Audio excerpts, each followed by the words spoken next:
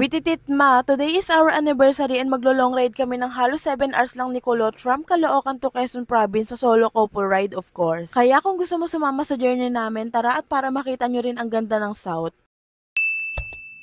For today's vlog, maisamahan nyo kami mag-explore sa South dahil palaging sa Norte ang mga long ride natin. At dito nga sa ride namin na to, dito ko lang na-experience yung mag-long ride ng walang tulog. Wititit talaga. Anyway, mausapan nga namin ni Kulot is 2 AM aalis pero anong oras na? Diyos me, 3:32 AM na neto dahil si Kulot tulog mantika. Dito pala kami nang hiram ng tent kay Steve at wala kasi talaga kaming tent para sa mga camping kasi first time namin na magganito rin. Kaya ngayon ang next goal naman namin is makabili ng magandang tent at camping chairs and table. Umalis na nga kami at pupunta muna kami sa kantin nila Kulot para makapagpaalam kay tita. Tas dito rin is nag-almusal na si Kulot pero ako is hindi na kasi mabilis sumakit ang tiyan ko. Baka mapatagal pa ang biyahe namin kapag na-CR ako. Nag-aasikaso na nga kami nito ma at dito pala is hindi na kami nag-reflectorize best kasi late naman na kami umalis at aabutan na kami ng liwanag nito kapag nasa province na. Dito rin is nag-pray na kami bago umalis at humingi ng guidance kay Lord para sa new adventure and new experience na rides namin. Hindi ako makatulog kagabi dahil sobrang excited na rin at nag-aasikaso ako ng mga dadalhin namin. Nagbaon din kasi kami ng foods and drinks. Andito na kami sa EDSA at kabang-kabang nga kami dito ni Kulot kasi ngayon na nag-start yung NCAP at Diyos ko pag ganito kasi kaluwag ang daan asahan mo umaabot ng 80 to 90 ang mga takbuhan ni Kulot kaya baka mapitikan siya. Pero andito naman ako na talagang laging nagpapaalala sa kanya na tumingin sa odometer niya. Anyway, pa-antipolo na nga ito ma at medyo napatagal nga ang biyahe namin kasi medyo mabagal ang takbuhan ni Kulot dahil mahirap nga mapitikan. At kaya medyo matagal kasi dumaan kami ng Pasig and medyo traffic na doon kasi 4 AM na rin noon. Late na rin kasi kami umalis ni Kulot kaya naabutan na. Pero pagdating naman namin sa Antipolo ay ang lamig ng hangin at ang sarap sa pakiramdam. Dahil malamig nga ay napaaga ang stopover namin ni Kulot dahil nakaramdam siya ng antok. Partida siya patong may tulog sa aming dalawa. Wititit talaga ma. Dito kami sa 7-Eleven nag-stop ma at binilang ko lang siya ng brewed coffee at sa akin naman is chocolate na kape. Sinabihan ko siya na mag-stretching at gumalaw-galaw para mabuhayan ng dugo niya sa katawan. At nung okay na nga siya ay mga 5:17 AM kami umalis sa 7-Eleven at gumora na kami ulit. Bandang dito naman ay kabisado ni Kulot kasi madalas naman kami mag-short ride dito sa Antipolo kapag nag-sightseeing ng mga city lights. Sobrang ganda nga man ng sunrise dito at thank you Lord dahil napakaganda ng weather ngayong araw. First time lang namin ni Kulot na mag-long ride sa South Ma at sinasabi ko nga kay Kulot na ito na yung trial card namin para sa Bicol ride dahil itong ride na to is kalahati na ng Bicol. O, diba? May next ride agad, Bicol ride agad. Kabisado naman ni Kulot hanggang sa Pililya Rizal ma kasi nag-rides na kami dati doon pero wala kaming idea kung anong kasunod ng Pililya talaga. Kaya ngayon ko lang nalaman na ang kadugtong pala nitong Pililya is Laguna. O di ba ngayon ko lang nalaman yun ma at malawak pala talaga itong Laguna. Andito kami sa traffic lights ma kung saan kapag kumanan ka dyan ay dyan na yung Baras Rizal at kapag dumiretso naman is dyan naman yung Pililya Rizal. And finally nga mga 5:52 AM kami nakarating dito sa Pililya Rizal at pagpasok nga namin dito ay pigang-piga si Kulot sa throttle niya dahil kanina ay hindi siya makapiga sa EDSA. Nagpagas na muna kami dito sa Clean Fuel dahil simula pag ride out namin kanina ma ay hindi pa kami nagpapagas dahil full tank pa naman itong sa Atrox bago kami umalis. Ang ganda nga dito makasikitang kita ang mga windmills at ang sarap ng hangin dito. Pinapabidyo nga ni Kulot itong pipe niya kasi nagbabackton daw kaso kapag tinatapatan naman ng camera ay nawawala at nahihiya ata. Nag-stop ulit kami dito ma para bumili ng plastic ng yelo kasi umaambon dito pero may araw at kailangan namin ng plastic para hindi mabasa yung cellphone namin. Time check nga ma, it's 6:32 AM na nito at nasa Mabitak Laguna na kami ni Kulot. At ang masasabi ko nga lang sa South napakaganda at puro puno, puro green kaya ang sarap sa mata at ang sarap ng hangin dito dahil puro puno nga. Parehas maganda at worth it puntahan ang Norte at South ma dahil parehas silang may kakaibang ganda. Medyo mahaba nga lang itong Laguna ma kasi madadaanan nyo dito is yung Mabitak, Pangil, Pagsanjan, Cabinti, Luciana, Laguna at madadaanan nyo rin yung mga sikat na falls like Aliw Falls at Kahulugan Falls. Pagdating nga namin dito sa Luciana ma medyo traffic pa kasi may truck na nasa unahan at masikip pa yung daan. Ayan ang sinasabi ko sa inyo ma na ganyan kaganda ang mga madadaanan nyo. Sobrang gaganda talaga, yun lang ang masasabi ko. At finally nga ma, andito na tayo sa Lucban, Quezon Province at mga 7:41 AM na tayo nakarating dito. Pagpasok namin dito ay nagpakita sa amin itong bundok na to at baka may nakakaalam naman sa inyo ma kung anong bundok yan, pa-comment naman kasi sobrang ganda niya talaga. Gateway talaga to pa Bicol ma dahil sa ganyang view. Sinasabi ko nga rin kay Kulot man na mukha siyang Gabaldon ng South. At dito ko talaga nasabi man na trial card nga to pa Bicol dahil dito nag-umpisa ang mga roadworks at hindi maganda na daan. Anyway, nakaramdam na ako ng antok ma at sinabi ko nga kay Kulot na mag-stop over kami dito sa McDo para mag-almusal lang muna at makapagpahinga. Pero inaantok talaga ako niyan, sinasabi sinabi ko lang kay Kulot na hindi kasi ayoko mag-alala siya sa akin. Umorder lang ako ng pancake as usual kasi the best ang pancake nila ma. Tas si Kulot naman is nag-rice meal siya with sundae. Yung sundae naman is hindi namin nakain kaya binaon na lang namin. At eto na nga ma ang sinasabi ko na pang trial card pa Bicol dahil puro roadworks na dito at hindi na maganda ang daan dito. At dito man nakakagulat na ang mga lagatok sa lubak kasi ang dami. Nag-stop lang kami ulit ni Kulot dito kasi nakalimutan niya mag-gloves kanina nung umalis kami sa McDo napakainit pa naman. Kapag dumiretso kami dito is pa Bicol na yan kaya doon kami sa kanan dumaan dahil doon ang way ng pupuntahan namin. Malapit na nga kami nito ma at nahulaan nyo na ba kung saan dito sa Quezon ang pupuntahan namin. Sinadya ko talagang hindi muna sabihin kung saan dito sa Quezon kasi gusto kong mahulaan nyo muna dahil sobrang ganda at ang tahimik ng place dito. Anyway ma, ito na nga yung second gas namin at dito nga is nagpagas lang kami ng 100 pesos kasi malapit naman na kami nito. Bago pala matapos itong video na to ma, gusto ko lang sabihin na happy 8 years of love Kulot at thank you dahil napagbigyan mo na naman ako sa rides na gusto ko sa anniversary natin. Nung una kasi talaga may undecided kami ni Kulot na tumuloy dito at nagtalo pa kami the night before kami umalis kasi nga gusto ni Kulot isa Tanay lang. Ang expect kasi namin na weather dito is umuulan but hindi pala and feel ko sinagot ni Lord yung prayers ko na hindi umulan sa araw na to kaya thank you Lord. May nakapansin pala ng buhok ni Kulot at sabi bakit parang hindi daw nagugulo or nasira yung buhok ni Kulot kahit naka-helmet at dahil po yun sa shower cap na lagi niyang bit-bit. Maingat at maalaga kasi yan siya sa buhok niya kasi ayan ang puhunan niya. Charis. Papasok na nga kami nito ng resort namin ma at habang papasok nga ang ganda dito at talagang tagu itong resort dahil dulo talaga siya ng dagat na talaga. Bago kami pumasok medyo nahirapan lang si Kulot kasi madulas itong putik at nararamdaman niyang dumudulas ang gulong dito. Kaya kung nakamotor kayo tas umuulan hindi safe na pumunta dito. Andito na kami sa resort ma at kung nahulaan mo na kung saan ito gagawin ko naman ito ng next video para sa mga nagtatanong. Nung pinost ko kasi to ang dami nagtatanong sa akin at kung saan ito at talagang onti lang din ang nakakaalam nito. Mas gusto kasi ng mga tao sa norte like La Union o Zambales mas maganda naman dito when it comes sa beach. I mean parehas naman maganda pero mas maganda lang kasi talaga dito and talagang na-enjoy namin ni Kulot dito. Saka hindi kami gumastos ng mahal dito kaya kung gusto nyo rin ng expenses reveal comment mo lang para sipagin ako gumawa ng video. Pagdating namin sumanap na kami ng pwesto na mapagtatayuan namin ng tent at inasikaso na muna namin to. At nakarating na pala kami dito ng 11:13 AM na. Okay lang kasi overnight stay naman kami dito ni Kulot. Ride safe palagi sa inyo at ayun lang muna ma for today's video.